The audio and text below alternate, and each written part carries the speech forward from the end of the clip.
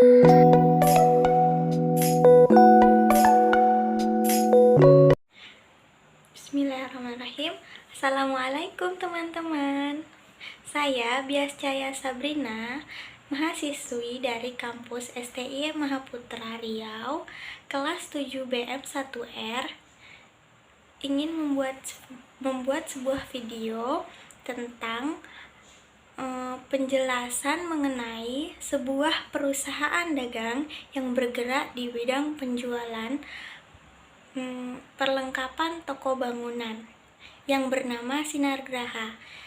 Tujuan saya membuat video kali ini untuk melengkapi nilai mata kuliah kewirausahaan yang dibimbing oleh dosen Bapak Menhard.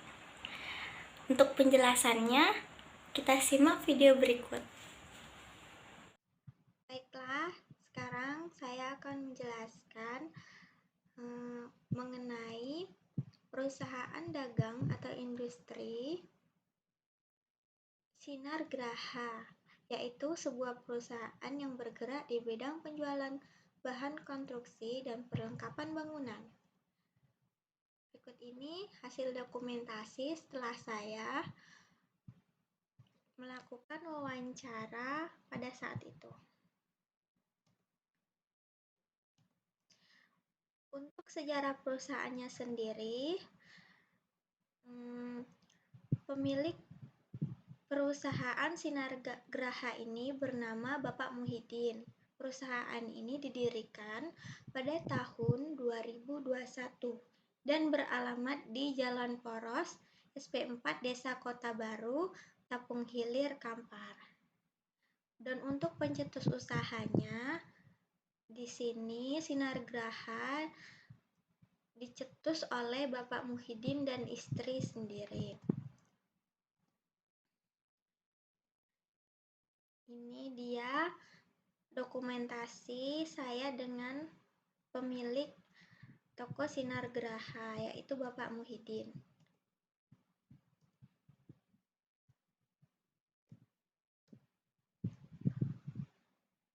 Setelah melalui wawancara yang telah saya lakukan bersama Bapak Muhyiddin, saya bertanya mengenai faktor kunci kesuksesan Bapak Muhyiddin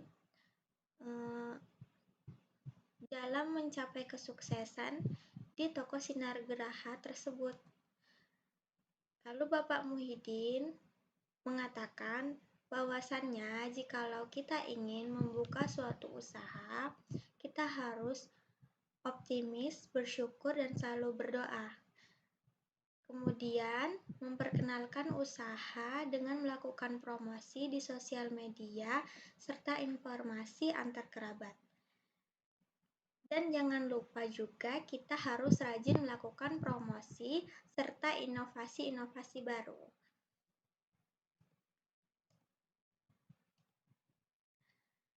Untuk citra dan posisi yang diinginkan pasar pada toko Sinar Graha ini, yaitu produk yang dicitrakan dalam usaha barang bangunan adalah produk yang dijamin kuat dan tahan lama untuk suatu gedung atau bangunan.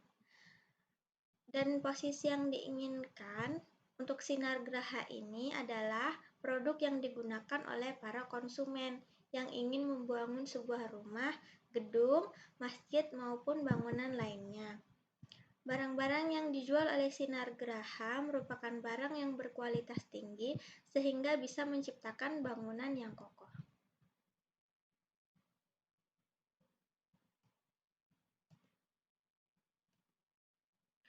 Untuk analisis SWOT-nya, di sini Bapak Muhyiddin menjelaskan bahwasannya untuk kekuatan atau strength yang dibangun oleh Sinar Graha ini memiliki reputasi yang baik dalam bidang yang ditekuni. Misalnya, dia memang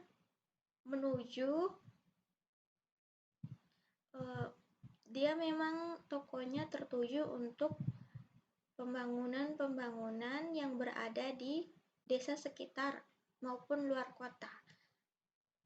Untuk weakness-nya atau kelemahannya, mungkin lokasi toko bangunan kurang strategis karena terletak di pedesaan sehingga sulit untuk mempromosikan barang yang ada.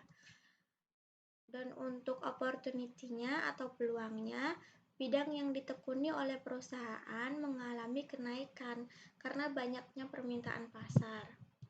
Di zaman sekarang ini banyak karena zaman semakin maju, banyak orang-orang yang mulai ingin melakukan pembangunan, baik itu merenovasi rumah, pembuatan masjid, dan lain sebagainya, serta mendapat respon yang baik terhadap masyarakat sekitar. Untuk threat atau ancamannya, mungkin terjadi perubahan strategi dari para pesaing dan perkembangan teknologi di luar batas kemampuan perusahaan. Untuk target pasarnya sendiri, Sinar Graha ini memilih konsumen di berbagai kalangan usia. Karena kan di kalangan usia itu maksudnya memang untuk pembangunan itu biasanya kalangan remaja ke atas. Begitupun dengan jenis kelaminnya. Tetapi biasanya jika mendengar tentang toko bangunan, pastilah target utamanya yaitu pria. Karena biasanya kuli-kuli bangunan adalah pria. Selain itu, target pasar yang ingin dicapai oleh toko ini merupakan company atau kantor besar yang ingin membangun sebuah usaha. Motivasinya sendiri, dengan semakin bertambah pesatnya zaman, banyak konsumen yang merenovasi rumah. Maka Bapak Muhadi lebih memilih membuka toko perlengkapan bangunan. Ukuran dan tren pasarnya,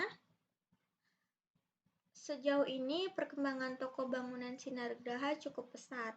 Ditambah lagi sekitar desa, kota baru, banyak akan didirikan bangunan-bangunan seperti ruko, jembatan, rumah, dan lain sebagainya.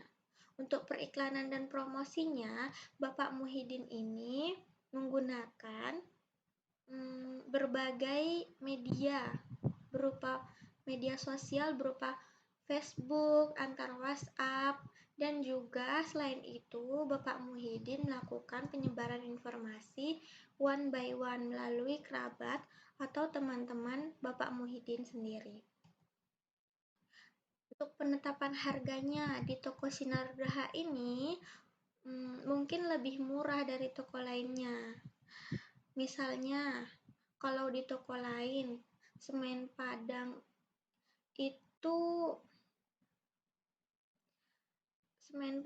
itu di toko Graha ini hanya misalnya 68.000. Itu lebih murah daripada toko lain.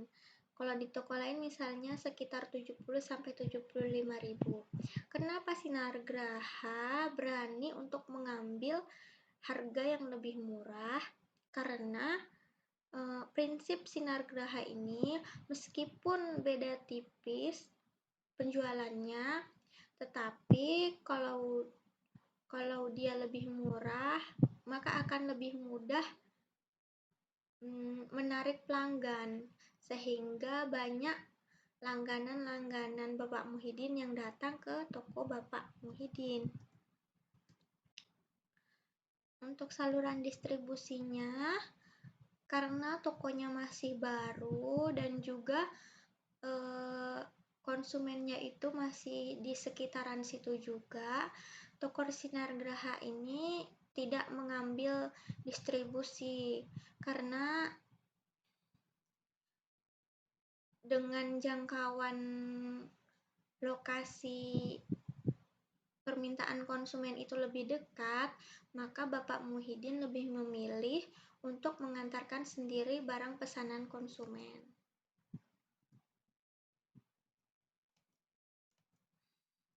Lokasi dan tata letaknya, seperti yang telah kita ketahui, yang setelah saya jelaskan tadi, lokasinya itu terletak di Jalan Poros SP4, Kota Baru, Tapung Hilir, Kampar. Untuk demografinya, Sinargaha merupakan yang berlokasi di tempat ramai, karena kan di Poros, merupakan jalan yang sering dilalui oleh masyarakat. Analisis pesaingnya, melalui survei yang telah saya lakukan, pesaingnya ada. Kebetulan tidak jauh dari toko Bapak Muhyiddin itu sekitar 150 meter.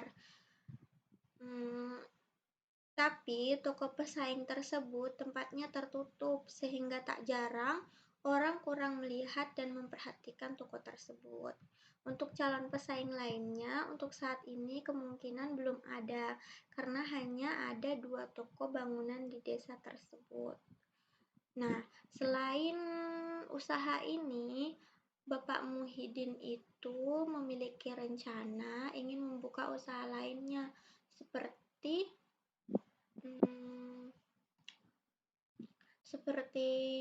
bengkel las, dan kemungkinan Bapak Muhyiddin kedepannya akan membuka suatu cabang yang berletak di Siak.